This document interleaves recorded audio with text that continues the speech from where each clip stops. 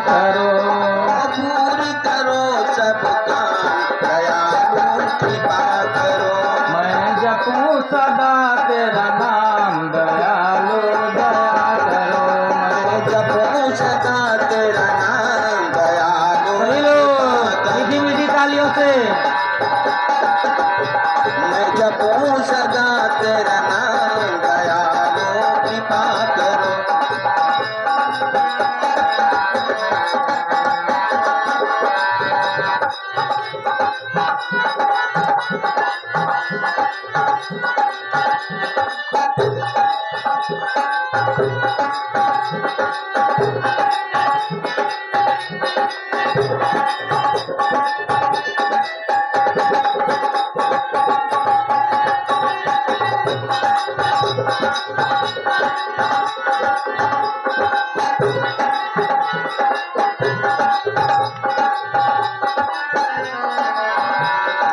भजन कीर्तन गाऊं मैं तेरा, कीर्तन मैं गाऊं तेरा। भजन कीर्तन गाऊं मैं तेरा, भजन कीर्तन गाऊं तेरा। नित उठ नाम ध्याऊं मैं तेरा, नित उठ मैं गाऊं तेरा। भजन कीर्तन गाऊं मैं तेरा, भजन कीर्तन गाऊं तेरा। नित उठ नाम ध्याऊं मैं तेरा। गाऊं तेरा। कृष्ण कृष्ण श्री राम, दयालु दया करो। कृष्ण का नाम, दयालु कृपा करो। मैं जपूं सदा तेरा नाम, दयालु दया करो। मैं जपूं सदा तेरा नाम, दयालु कृपा करो। तेरा नाम, दयालु दया करो। मैं जपूं सदा तेरा नाम, दयालु कृपा करो। ओ साधु संत की संगत देना, संकट देखा।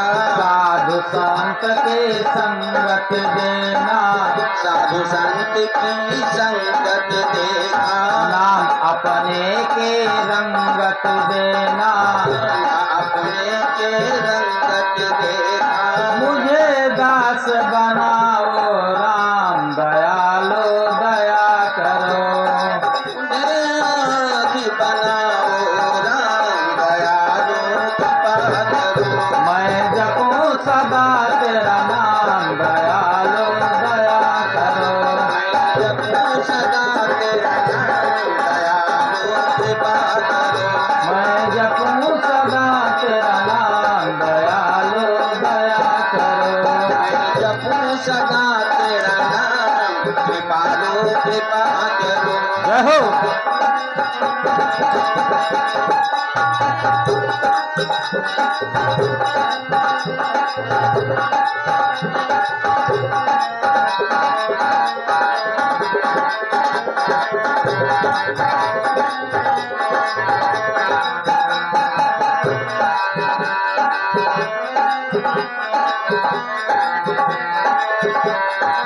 कृपा करो प्रभु, कृपा करो।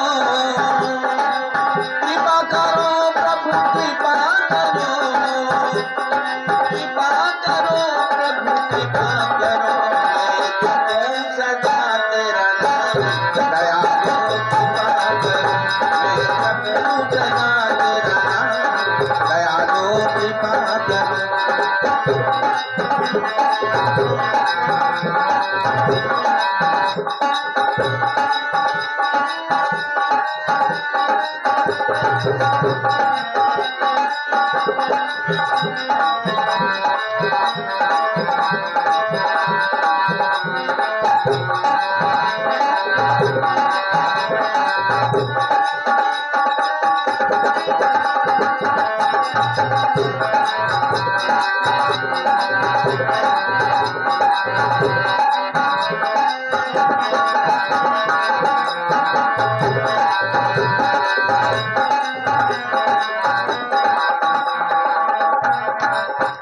बोलिए राजा रामचंद्र रामचंद्र की जय श्री हनुमान जी महाराज की जय श्री शंकर भगवान की जय।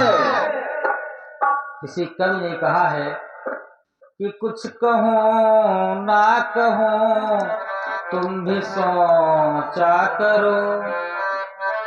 किसी कवि का और अच्छी 4 पत्रिका यह है, कुछ कहूँ ना कहूँ तुम भी सोचा करो, सह सकूं दर्द उत ना खरोंचा करो। व्याधि को क्या पता तीर के पीर को, दम निकल जाए तो पंख नोचा करो, दम निकल जाए तो पंख नोचा करो।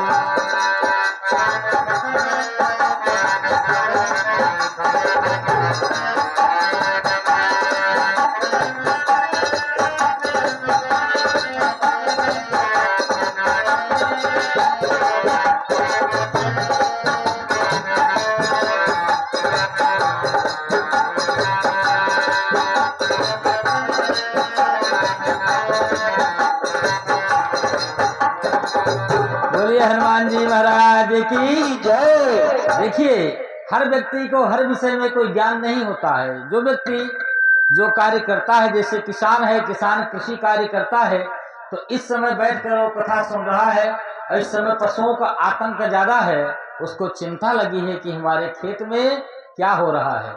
इसी तरह जो व्याधि तीर चलाता है पक्षियों के ऊपर, तो उस पक्षी का दर्द उस व्याधि को नहीं पता होता है, लेकिन जब वो पक्षी मर जाता है तो व्याधि पंख को नोचता रहता है, पक्षी कुछ कहने नहीं आता है। इसीलिए इसी तरह जब यह कार्यक्रम संपन्न हो जाएगा और सब अपने यथास्थान पर मौन हो जाएंगे, तब सोचने वाले कुछ ये सोचेंगे, क्या बताएं 7 दिन कथा हुई लेकिन एको दिन जाने का समय नहीं मिला, तो कहेंगे ये गृहस्थ आश्रम है, गृहस्थ आश्रम में समय हमको नहीं मिल पाया। बोलिए सच्चिदानंद भगवान की। हम चलते हैं अपने मानस की ओर, क्योंकि हमारे मास्टर साहब को थोड़ा समय अभाव है, तो हम लोग संक्षिप्त में कल तक कथा श्रवण किए। कहाँ तक श्रवण किए? जिसने भाई सुना हो बता सकता है, नहीं तो किसी प्रकार वाक्य देवी तो कृपा हमारे ऊपर करेंगे ही। कल हम लोग जन्म से लेकर के चले थे और चलते चलते गंगा जी की पावन तट पर पहुंचते हुए देवी अहिल्या का उद्धार भगवान राम ने किया। वैसे 2 देवियों का उद्धार किया, एक श्रीमती ताड़का देवी और दूसरा एक मुन पत्नी अहिल्या का उद्धार करके और कहाँ पहुंच गए? श्री जनकपुर धाम में। और जनकपुर में पहुंच गए। किसी कवि ने कहा है कि लागल जनकपुर में मेला, देखे कमोर जियरा करेला। लागल जनकपुर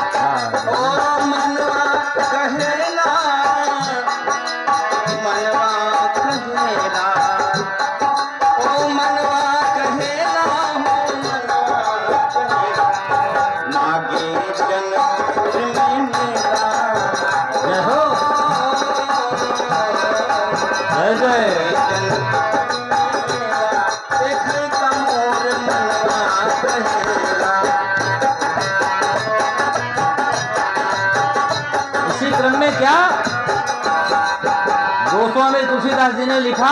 इसी क्रम में जब राम जी को लेकर के श्री विश्वामित्र जी लक्ष्मण जी के साथ जनकपुर में पहुंच गए, तो दूतों ने जाकर के महाराज जनक से कहा, क्या? विश्वामित्र महामुनि आए, विश्वामित्र महामुनि आए, समाचार मिथिलापति पाए।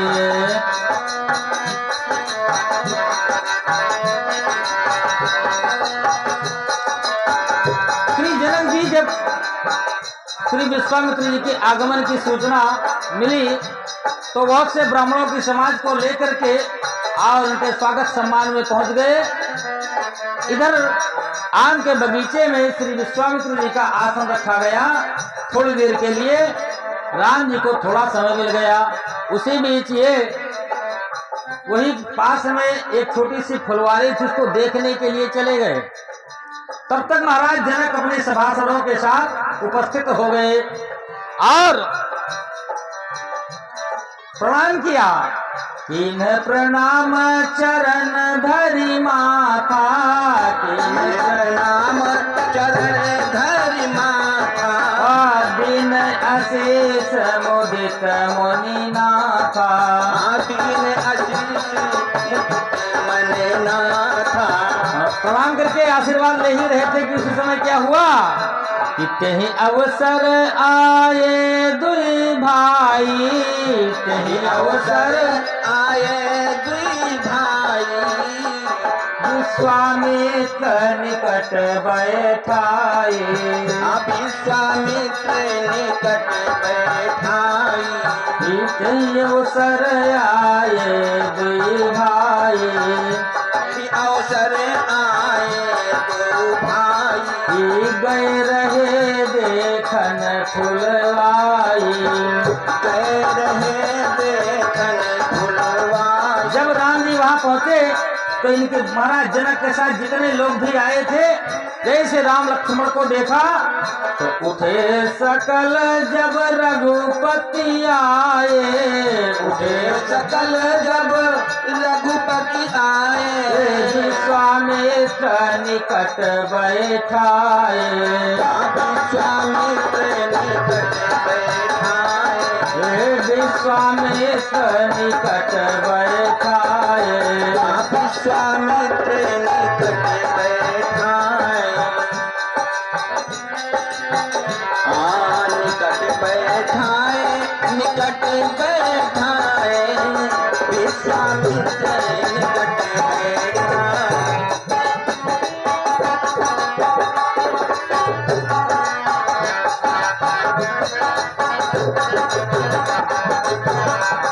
बोलिए राजा रामचंद्र की, श्री हनुमान जी महाराज की।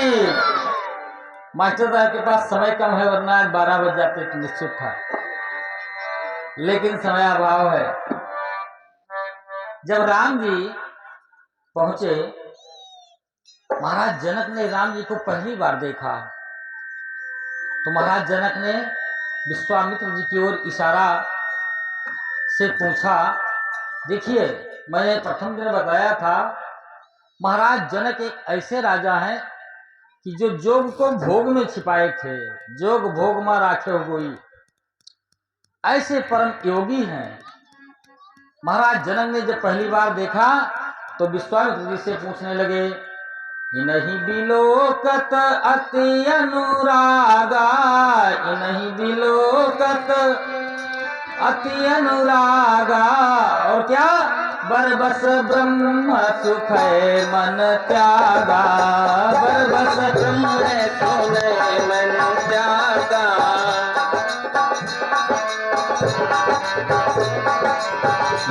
बरबस ब्रह्म सुख मन त्यागा।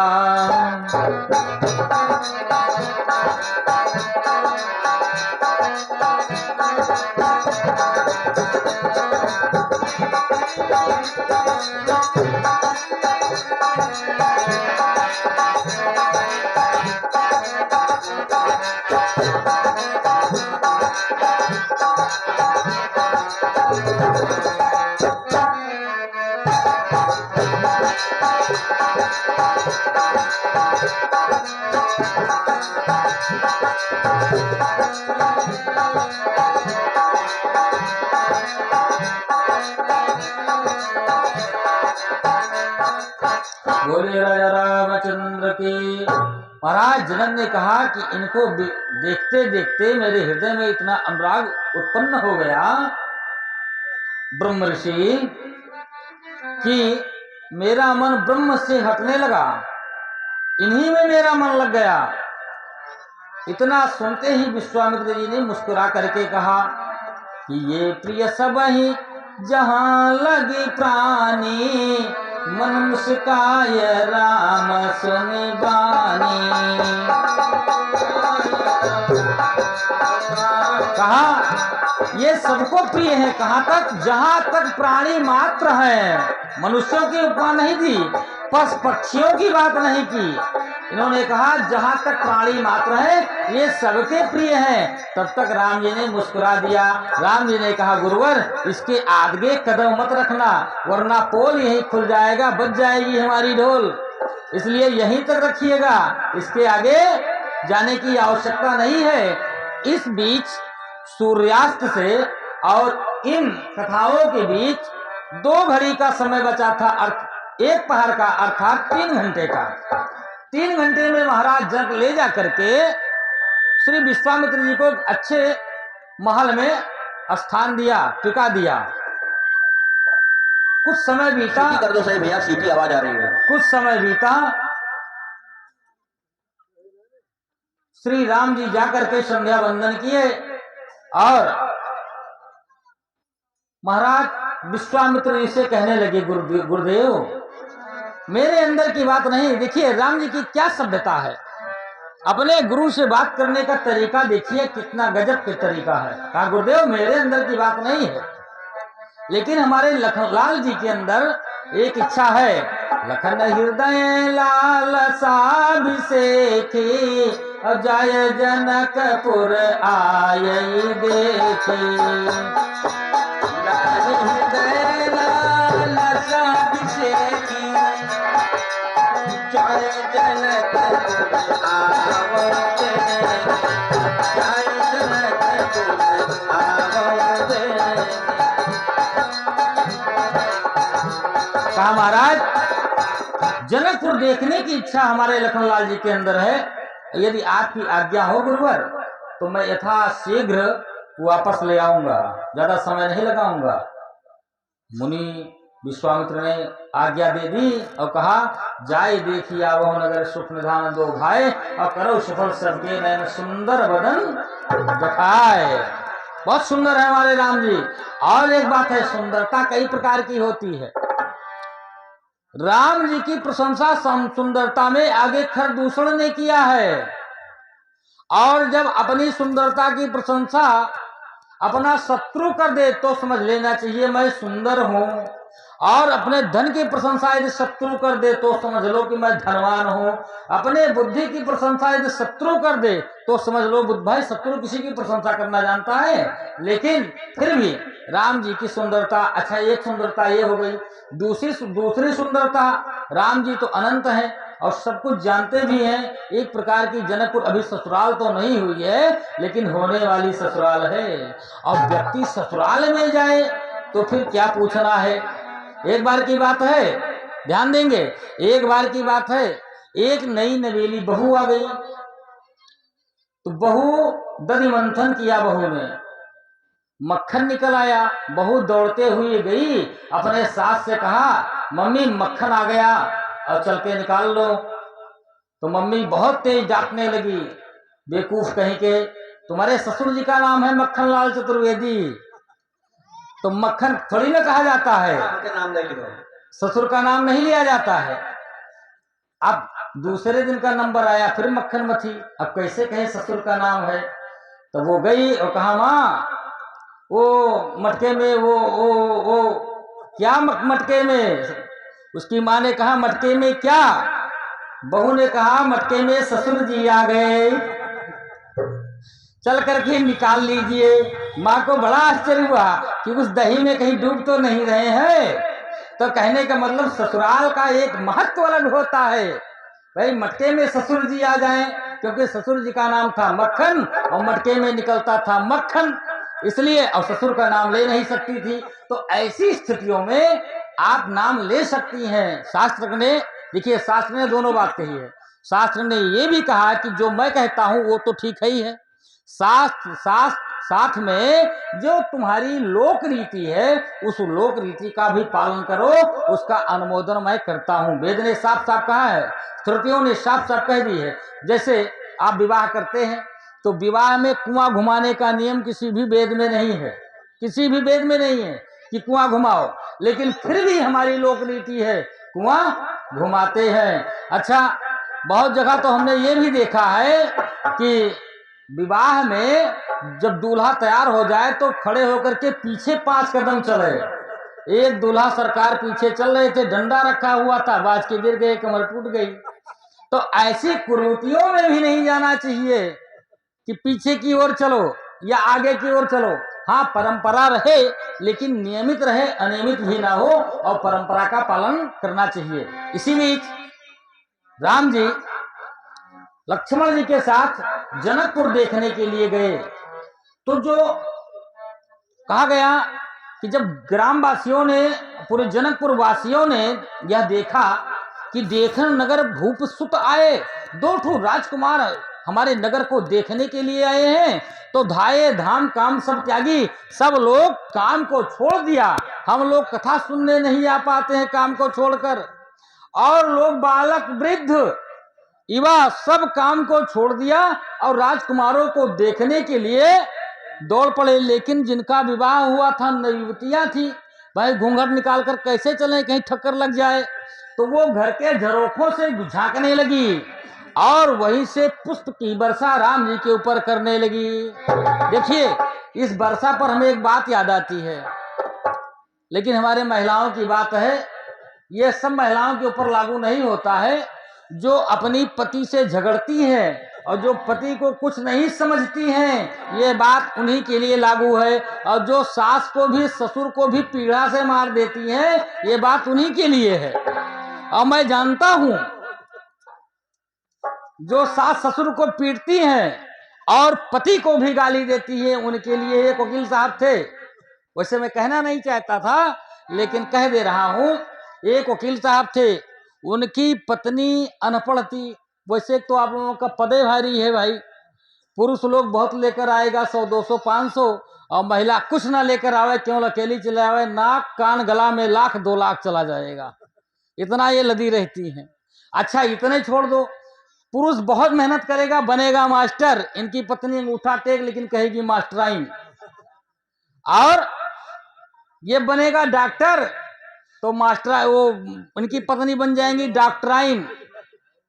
अच्छा, और तो और है, वकील बन गए तो वकलाइन कही जाती हैं।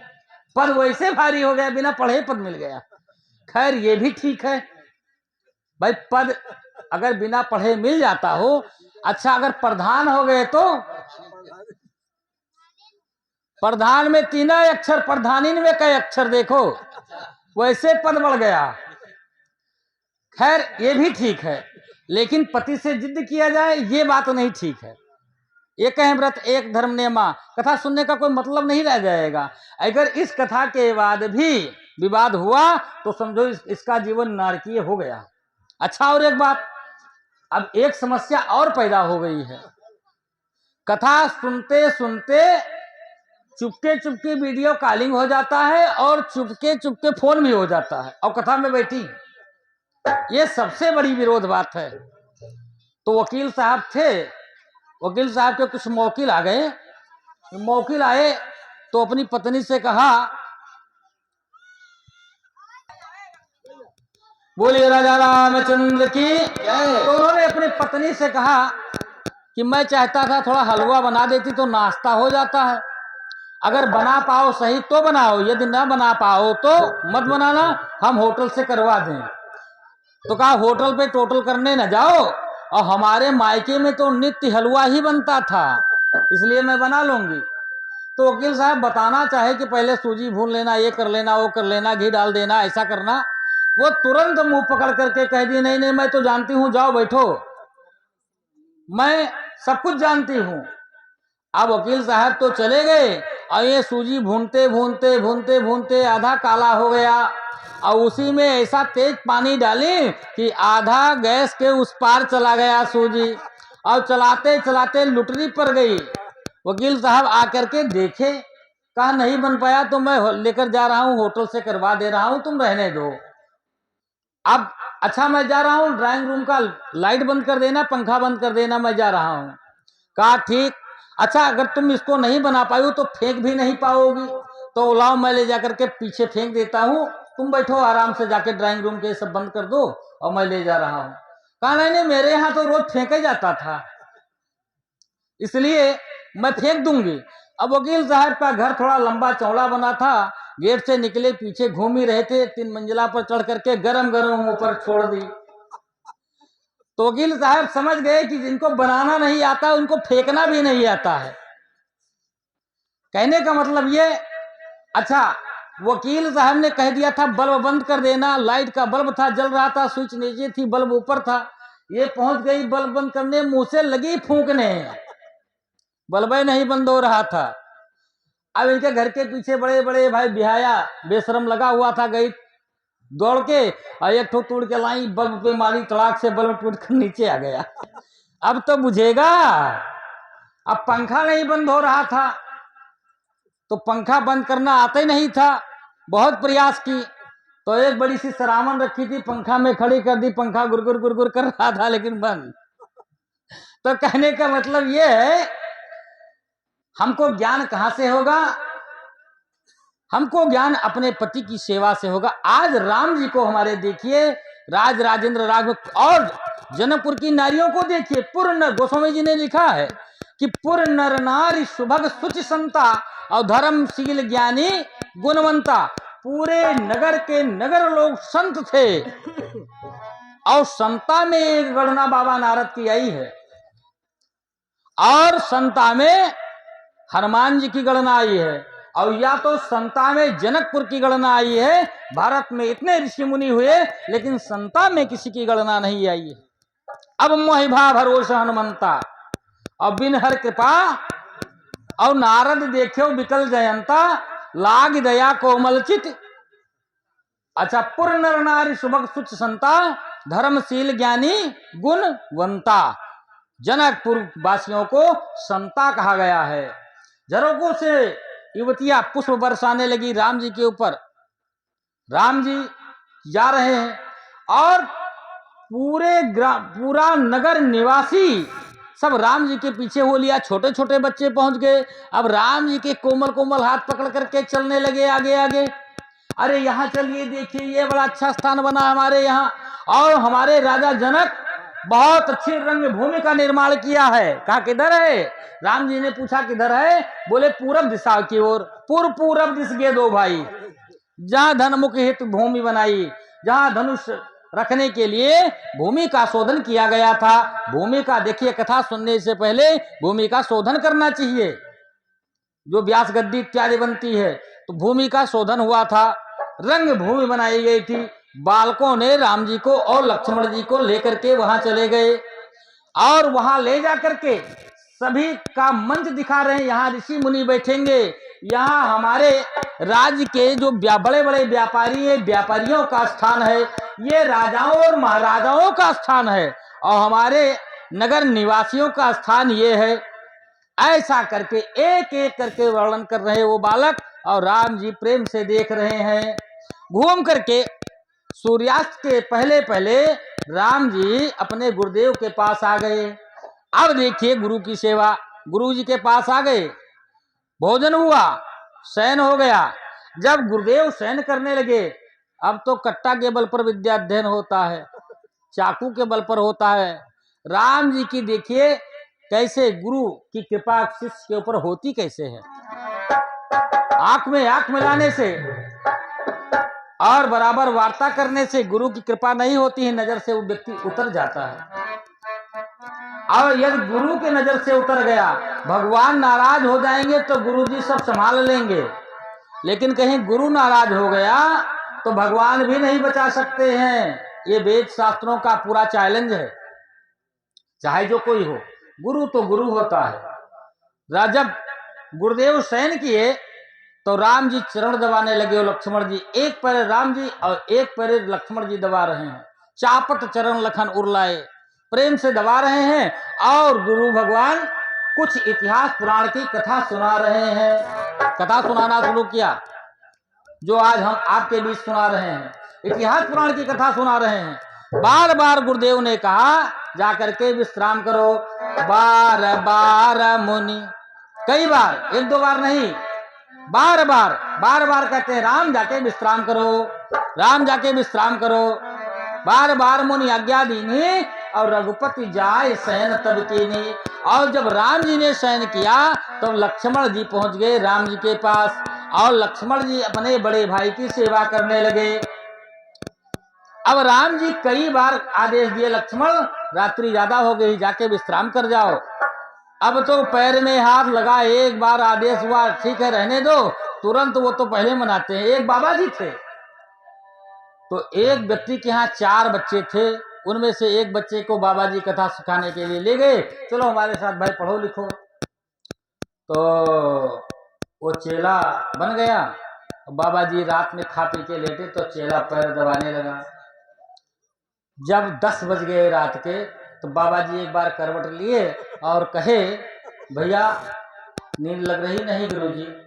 अब बाबा जी का नाक बोलने लगा, शुरू कर दिए सोना। 12 बजे तब बाबा जी की आंख खुली। बाबा जी ने कहा, भाई कै भाई हो? तब उस विद्यार्थी ने कहा, गुरुजी थे तो 4 भाई लेकिन अब 3 बचे।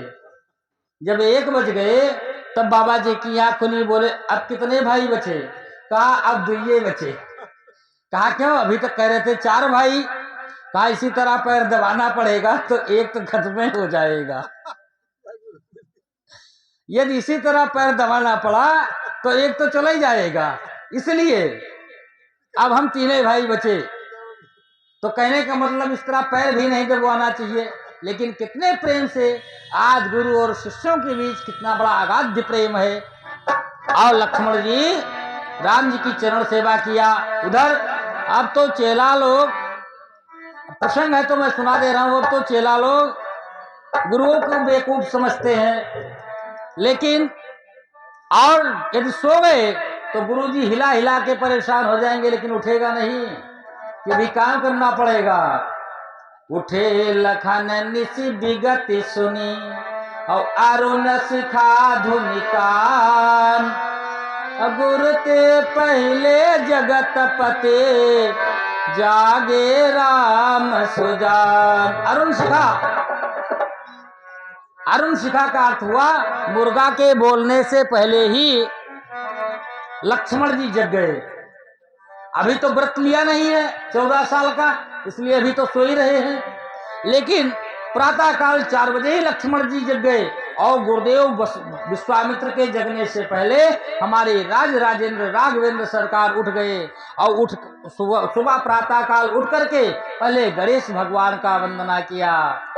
अब प्रातः काल के श्लोक बोलने नहीं चाहिए, रात्रि का समय है, लेकिन हम लोगों को सबसे पहले कर दर्शन करना चाहिए। अब सबसे पहले कफ दर्शन होता है। कहा गया कराग्रे वस्ते लक्ष्मी और कर मध्य सरस्वती, कर मूले तो गोविंदा प्रभाते कर दर्शनम।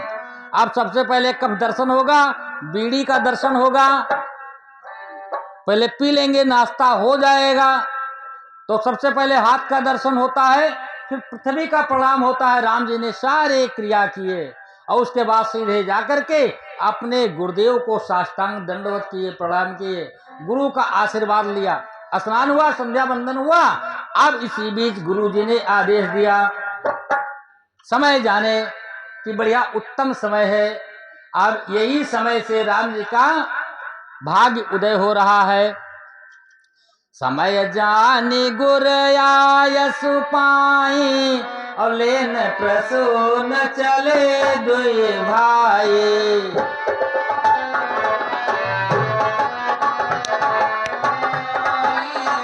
लेन प्रसून चले 2 भाई। गवरा बोली शीस झुकाई और समझ नहीं आई चौपाई।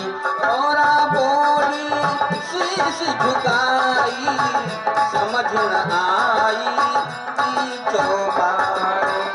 गौरी जी भगवान शंकर से प्रश्न कर रही हैं कि जब पुष्प लेना था, कोई जहाज तो लानी नहीं थी, तो केवल रावण जी जाते फूल ले आते, या केवल लक्ष्मण जी जाते तो फूल ले आते। दोनों भाई फूल लेने के लिए क्यों गए? शंकर जी ने कहा, राम जी ने कहा, जब तक चुनबय पुष्प सलोना, तब तब लखन बनई है दोना।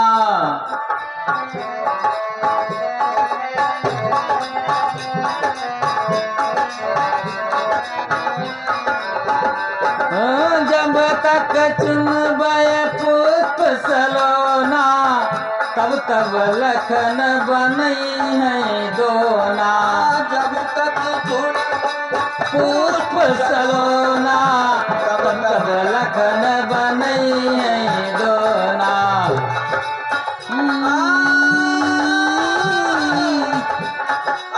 जब तक चुनबो पुष्प सलोना, रहो तब तक लखन बनई है दोना।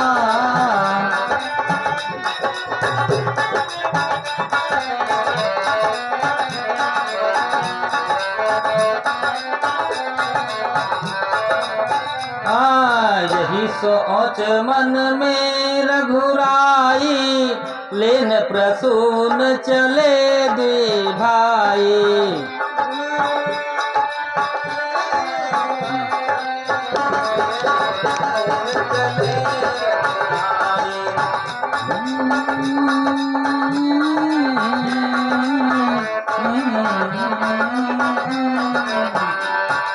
समय जानी गुर आया सुपाई, लेन प्रसून चले दुई भाई।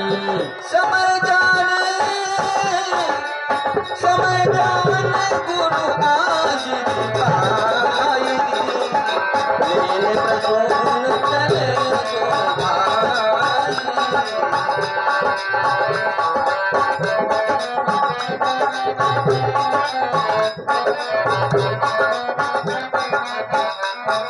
बोलिए सच्चिदानंद भगवान की जय। जब फूल लेने के लिए राम जी और लक्ष्मण जी गए, तो चहुदिश चितया पूछ मालीगन। ध्यान दें, ऐसे नहीं ले लिए और ऐसे डायरेक्ट पहुंच नहीं गए।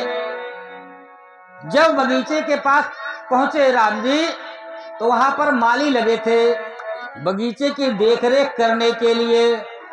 राम जी चारों तरफ देख लिया और मालियों से पूछना शुरू कर दिया। माली से पूछे, भैया गुरुदेव की पूजा के लिए हमको थोड़ा सा पुष्प लेने हैं।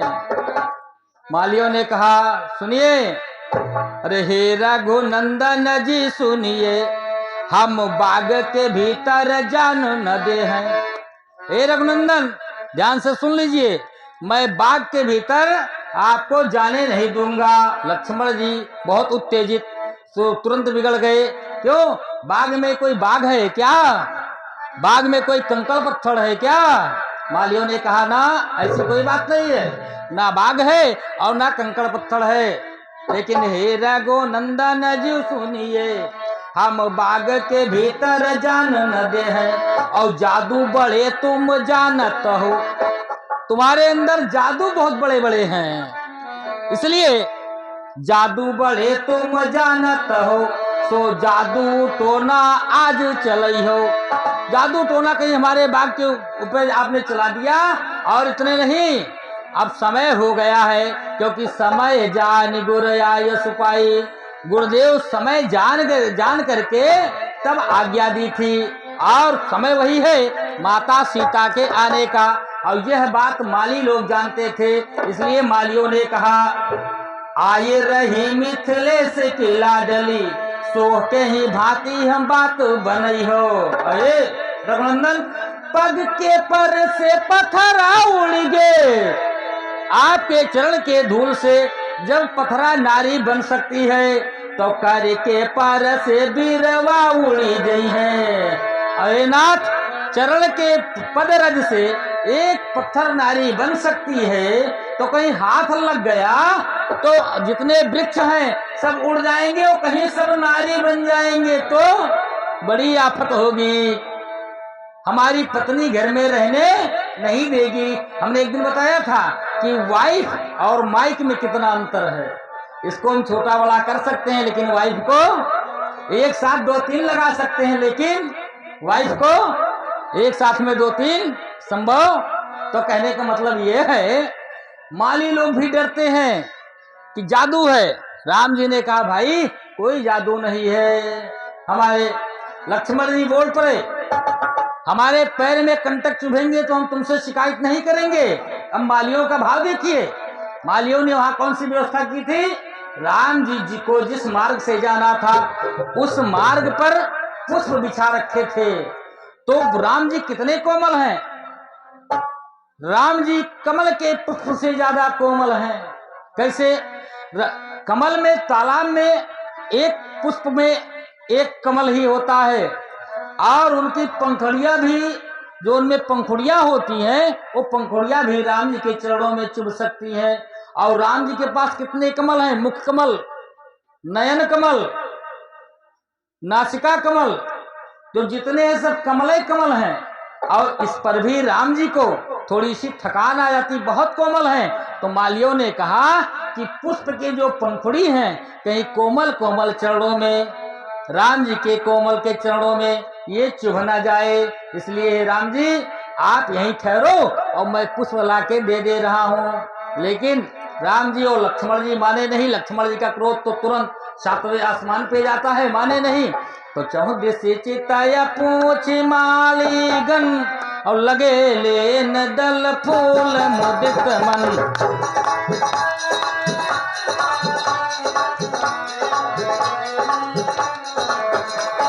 कहीं अवसर सीता तह आई, गिरजा पूजन जननी पठाई।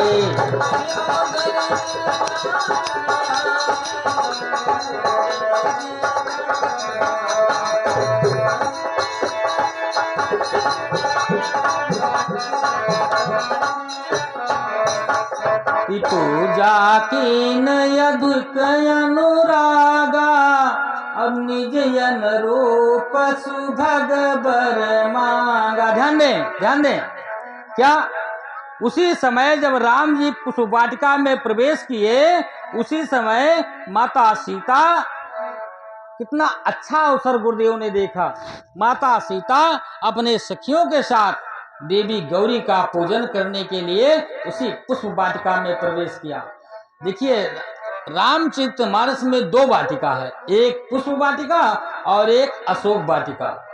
वन एक है मधुबन सुग्रीव का, लेकिन वाटिका 2 है। पुष्प वाटिका फूलों की बगीचा, मन को हर लेती है, कलरव है, सौंदर्य है, एक मंदिर की भांति है। पुष्प वाटिका परम आदरणीय है। लेकिन रावण के यहाँ जो अशोक वाटिका है वो केवल उसके अंदर एक ही गुण है, केवल शोक को हर सकती है, बाकी कुछ नहीं कर सकती। पुष्प वाटिका में हर प्रकार के सुख हैं, जितने भी संसार के सुख हैं सारे सुख विद्यमान है।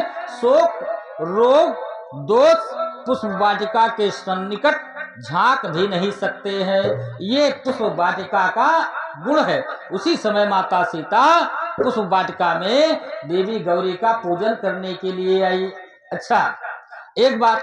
दूसरी बात, उसी समय एक सखी उसी में से अलग होकर के बगीचा वाटिका देखने के लिए चली गई। अब हमारे संतों का यहाँ पर थोड़ा सा भाव है। क्या भाव है? हमारे संत जन कहते हैं कि वो सखी कोई और नहीं थी, वो सखी साक्षात शंकर जी ही सखी के रूप में गए हुए थे, स्वयं शंकर जी। क्यों? कृष्णावतार में भी शंकर जी गए थे। और बोले गौरा से शंकर जी एक दिन, प्यारी हम भी जनाना बनेंगे। बोले गौरा से शंकर जी एक दिन।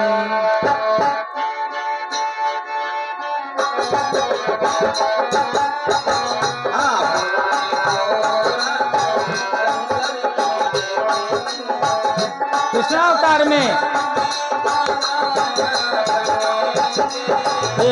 वृंदावन की सुहानी गली में रासलीला रचाने चलेंगे, बोल गौरा से सुहानी गली में पूरी पब्लिक का दिखा दो। रासलीला रचाने चलेंगे,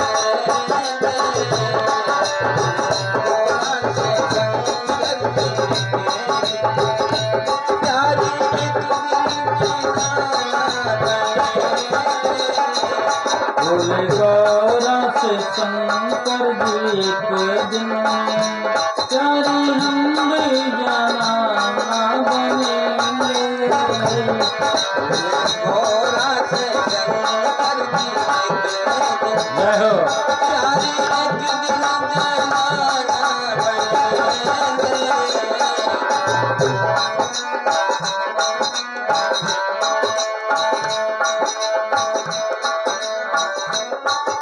बोलिए राजा रामचंद्र की। तो वहां पर भगवान शंकर पार्वती जी के साथ उन्हीं की साड़ी दुपट्टा लेकर के पहन करके और पहुंच गए थे गोपियों के बीच। लेकिन अब गीत तो ये बहुत बड़ी है, लेकिन माता पार्वती ने संकेत में कहा था, भगवान आप सब तो छिपा लेंगे, दाढ़ी मूंछ तो ही नहीं है, आप सब कुछ छिपा लेंगे, लेकिन जो तीसरा नेत्र चंद्रमा गंगा जी कहाँ ले जाएंगे? और इतने पर भी जो ये फटाफट क्षण चलाते हैं, ये कहाँ जाएंगे? भगवान शंकर इसी चक्कर में पड़ गए थे। और भगवान शंकर एक लीला वहां करने